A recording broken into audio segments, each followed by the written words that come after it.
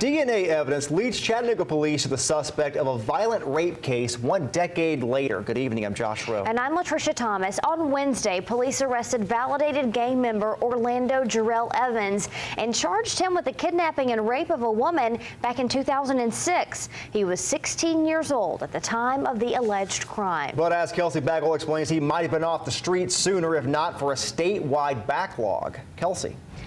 That initial rape kit went to a state crime lab that stores DNA. Police took a sample of DNA from Evans during a search warrant in 2013 and sent it to the same lab.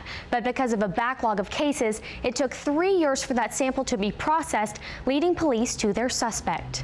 10 years later, answers to an unsolved violent rape that happened in a home on Zinnia Street in Chattanooga. It's always a big deal when we put someone in jail for doing something, for doing a bad thing. The Hamilton County Sheriff's Office put cuffs on Orlando Jarrell Evans for a crime that happened the night of November 30th, 2006.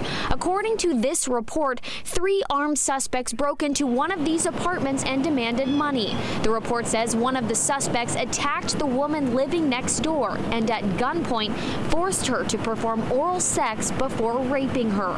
Victim advocates say a break in the case a decade later could have differing effects on each person. Some might feel like finally justice has been served, so they feel empowered by the arrest.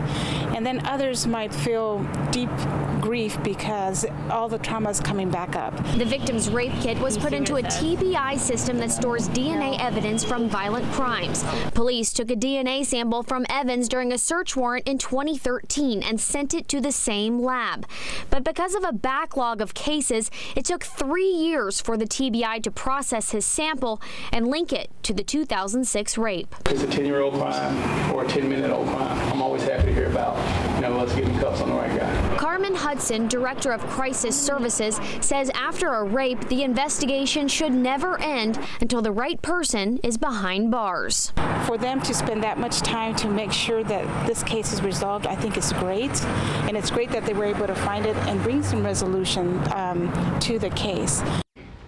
The Rape Crisis Center wants any victim of sexual violence to speak up and call their 24/7 hotline. You can find that number on our website, newschannel9.com. Latricia. Kelsey, thank you. Evans is in jail on a $750,000 bond and is due in court on Monday. Police say he is a validated gang member of the Skyline Peru gang.